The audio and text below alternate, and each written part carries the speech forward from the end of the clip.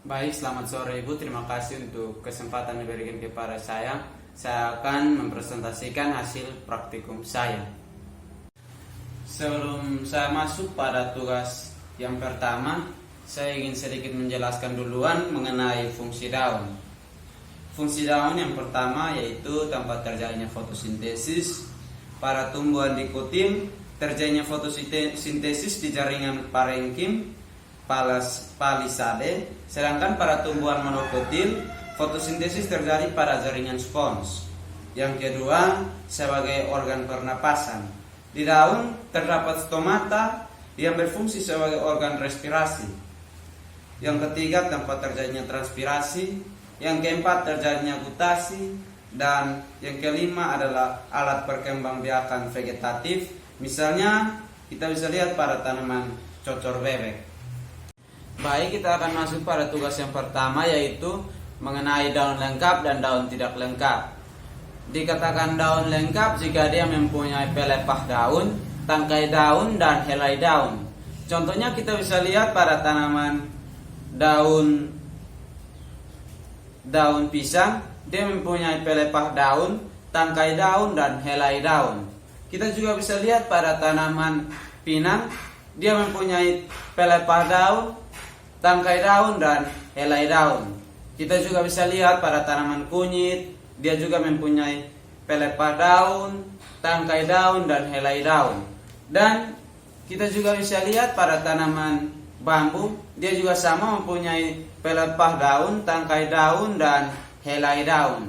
Dan yang terakhir, kita bisa lihat pada tanaman tebu, dia juga mempunyai pelepah daun, tangkai daun, dan helai daun. Dan masih banyak lagi contoh-contoh daun yang lengkap, itu adalah jahe dan lain sebagainya. Baik, kita masuk pada yang kedua, daun tidak lengkap. Dikatakan daun tidak lengkap karena dia hanya mempunyai tangkai daun dan helai daun saja. Itu kita bisa lihat pada tanaman sirih. Tanaman sirih, dia hanya mempunyai tangkai daun dan helai daun saja. Yang kedua, kita bisa lihat pada tanaman jeruk, dia hanya mempunyai tangkai daun dan helai daun saja. Yang ketiga, kita bisa lihat pada tanaman nangka. Tanaman nangka, daun nangka, dia hanya mempunyai helai daun dan tangkai daun saja juga. Yang berikut kita bisa lihat pada tanaman daun mangga, dia hanya mempunyai tangkai daun dan helai daun saja. Yang berikut kita bisa lihat pada serai, tanaman serai, dia hanya mempunyai tangkai daun dan helai daun juga saja. Yang berikut kita bisa lihat pada tanaman jagung. Tanaman jagung juga hanya mempunyai tangkai daun dan helai daun saja. Dan yang terakhir kita bisa lihat pada tanaman padi. Tanaman padi, dia juga hanya mempunyai tangkai daun dan helai daun saja. Yang kedua, pada tepi daun. Tepi daun terdiri dari berbagai macam. Yang pertama, bertepi rata. Bertepi rata itu kita bisa lihat pada tanaman, contohnya pada tanaman pepaya. Tanaman pepaya. Yang kedua adalah tanaman singkong. Dan yang berikut adalah tanaman sirih. Yang berikut adalah bergerigi. Tepi daun bergerigi itu kita bisa lihat pada dalam bahasa Indonesia yang baik adalah margofoli, tapi dalam bahasa Kupang biasanya disebut dengan bunga putih. Yang berikut adalah bergerigi ganda. Bergerigi ganda itu kita bisa lihat pada tanaman stroberi dan seledri. Yang berikut adalah tanaman tepi daun bergigi. Itu juga kita bisa lihat pada tanaman stroberi. Dan yang terakhir adalah tepi daun berombak. Itu kita bisa lihat pada daun air mata pengantin. Yang ketiga, kita akan masuk pada batang, yaitu tumbuh batang yang jelas berbatang dan tidak berbatang, dan yang tidak jelas berbatang. Kita masuk pada pengertian batang dulu. Batang merupakan bagian tumbuhan yang amat penting. Batang dapat diumpamakan sebagai sumbu tumbuhan. Bagian ini umumnya tumbuh di atas tanah. Arah tumbuh batang tumbuh menuju sinar matahari. Kita masuk pada tumbuh yang tidak tumbuh yang jelas berbatang. Jenis batang yang pertama adalah basal. Itu kita bisa lihat pada tanaman bayam. Yang berikut batang berkayu, kita bisa lihat pada tanaman mangga. Yang ketiga batang mendong, atau itu kita bisa lihat pada batang rumput. Yang keempat adalah batang rumput, contohnya seperti padi. Yang berikut jelas yang tidaknya berbatang, tidak batang, itu kita bisa lihat pada contohnya pada jenis tanaman sawi.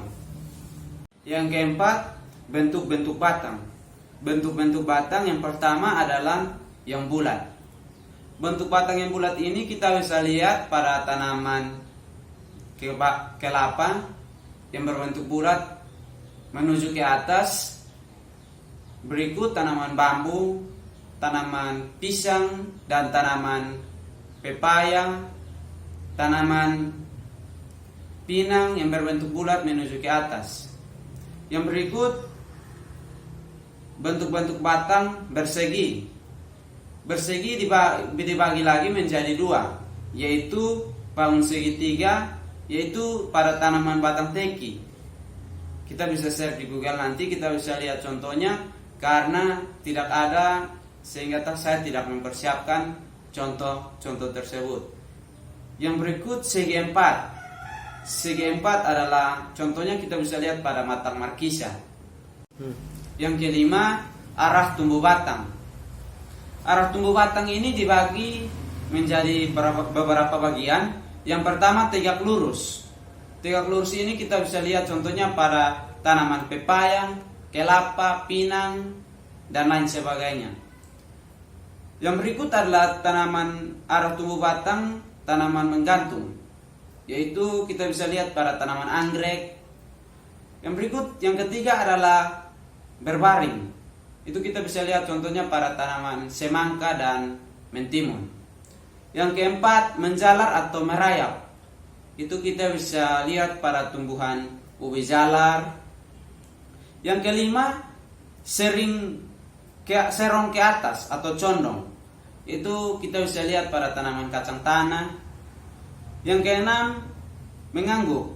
Itu kita bisa lihat pada tumbuhan bunga matahari.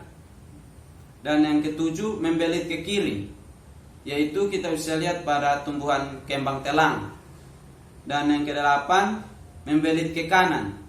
Itu contohnya pada tanaman galdung. Baik, mungkin sekian presentasi praktikum dari saya, Ibu. Mohon maaf jika kekurangan. Saya tidak mempersiapkan contoh-contoh yang lain. Terima kasih.